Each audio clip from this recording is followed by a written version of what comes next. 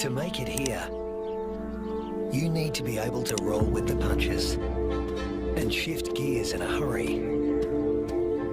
The acknowledged master of that art in the Australian outback is the red kangaroo, the largest marsupial in the world.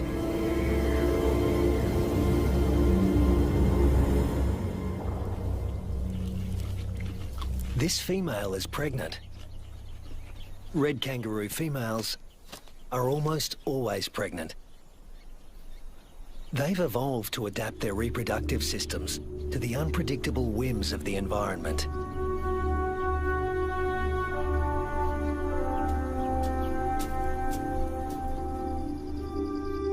At any given moment, a female can have 3 offspring to care for, each at a different stage of development.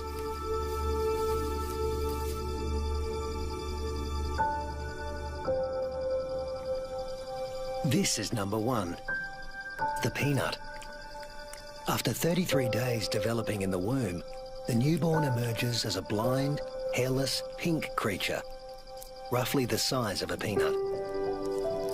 We call him Rusty. There's virtually no sign of the powerful hind legs we all associate with the kangaroo. He uses his arms to make the grueling trek up the belly to his mother's nipple, guided solely by instinct and smell.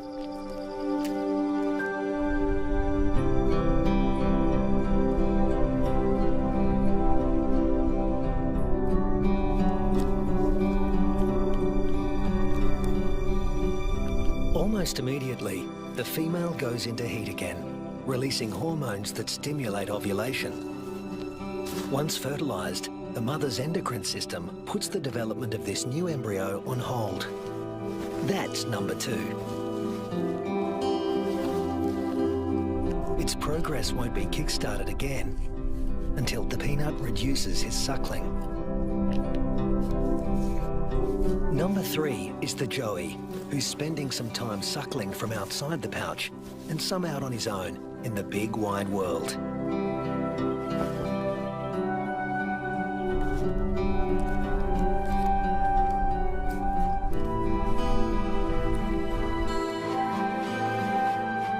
The female is a living assembly line of young at various stages of development.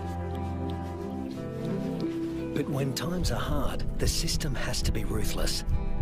She will cut off nutrition to the peanut in her pouch, and when it dies, she'll restart the embryo's development to take his place.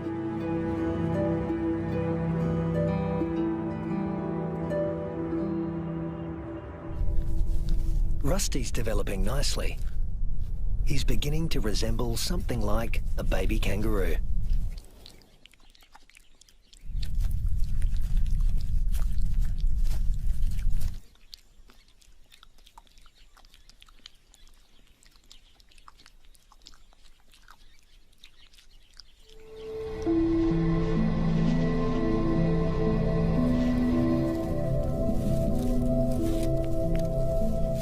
Now 3 months old, he can hear all the sounds of the world he'll soon be inhabiting.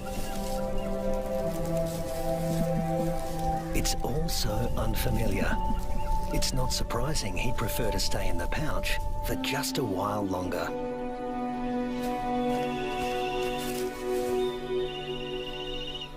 There's plenty of...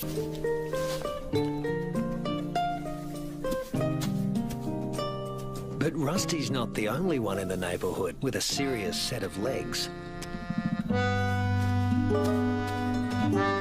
An emu, the biggest native bird in Australia, announces his arrival.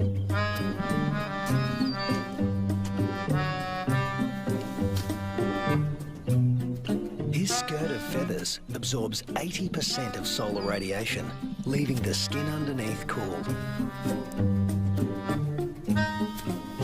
And this dad needs a cool head. In the emu world, dads take on all parental responsibility. The chicks will be under his wing for 18 months. Not exactly the red kangaroo way. Males are pretty much deadbeat dads. They leave as soon as the young are conceived.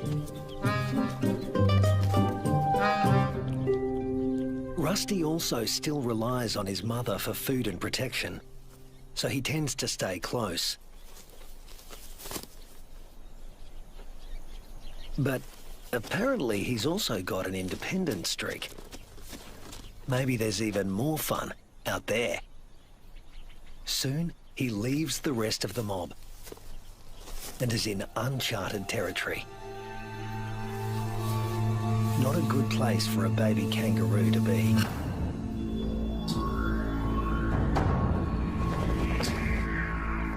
A wedge-tailed eagle, the largest bird of prey in Australia.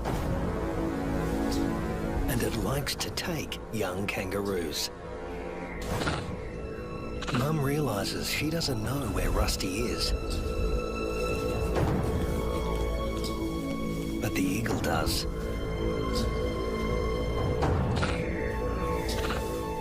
Rusty's big ears and instincts tell him something's not right, but he's too young and inexperienced to know what it is.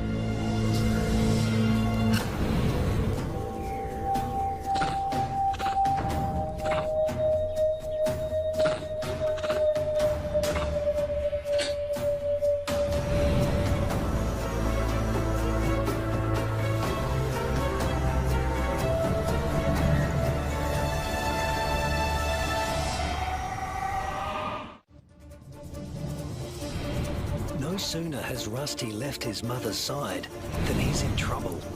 With the bone-crushing power of her talons, the eagle could seize Rusty and drag him to his death. But suddenly, there's a flurry of panicked activity nearby. A rabbit is running for its life.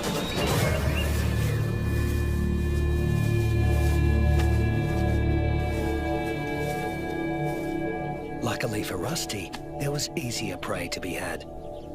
This time,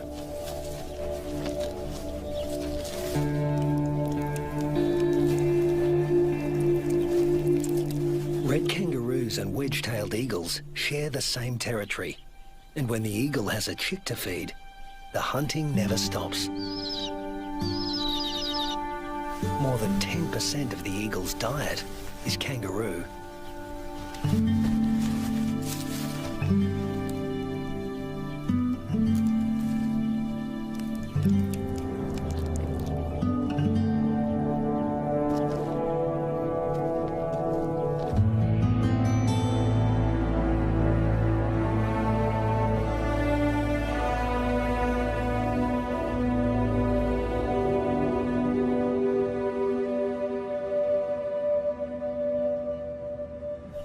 Rusty is now 8 months old and a full-fledged joey, a juvenile that spends all his time outside the pouch. In a few months, he won't have Mum's milk to rely on anymore.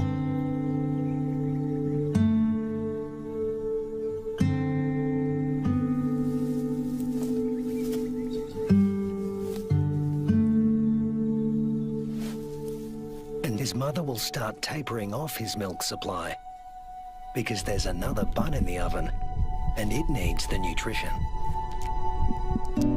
Mum's body now produces 2 totally different types of milk. A more dilute one for his tiny sister and a richer one for him. Each dispensed from its own nipple.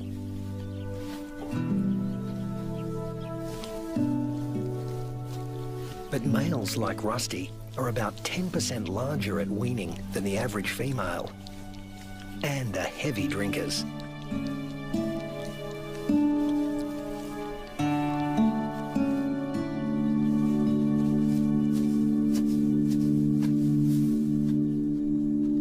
This is the kangaroo version of tough love. Rusty's mother cuts him off completely. Her milk is needed elsewhere. Rusty is off to explore his wider world.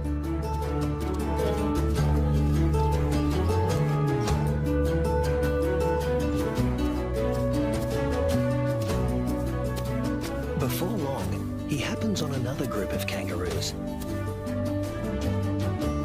These are grey kangaroos, smaller than reds and more suited to areas where the climate is relatively predictable. They don't conserve water as well as reds and prefer the shade of the wooded areas on the desert's edge. Rusty is apparently a new experience for them as well. It's like a get-together with distant relatives you've heard of but never met. Slightly awkward.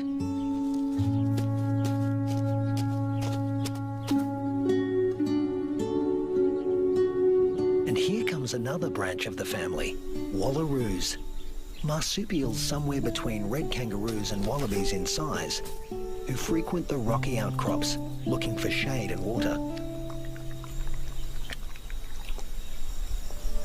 If you live in a desert, water is a treasure, and its presence is never guaranteed. With no true seasons in this part of Australia, the only certainty is unpredictability. A waterhole is a gift from the heavens for many creatures. Emus, reds and wallaroos all gather to drink. But the relentless sun is turning the mud around the waterhole into clay, laying traps for the unwary.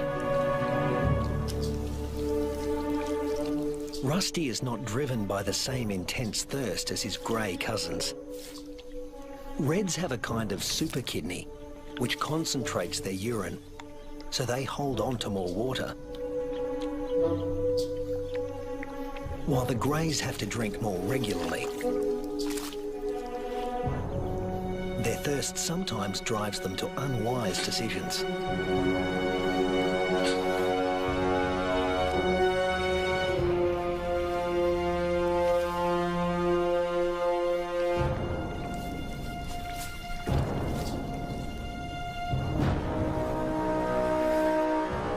This young grey is in trouble, deep trouble, and he's drawing some unwanted attention. A dingo. Dingoes will gladly take a young kangaroo under any circumstances. A joey stuck in the mud and unable to flee, that's just too good to resist. The other kangaroos can't help him. His fate is sealed. Even at the tender age of 18 months, Rusty has the good sense to get out of Dodge in a hurry. Now he's on the road again, in search of a good meal. He's still an adolescent, and burning through energy at a faster rate than an adult.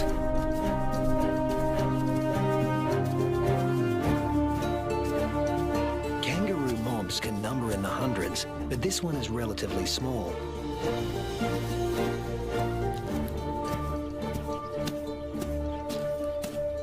And Rusty's appearance on the scene has caught another male's attention. They're around the same size and the same age, perfect sparring buddies. Game on.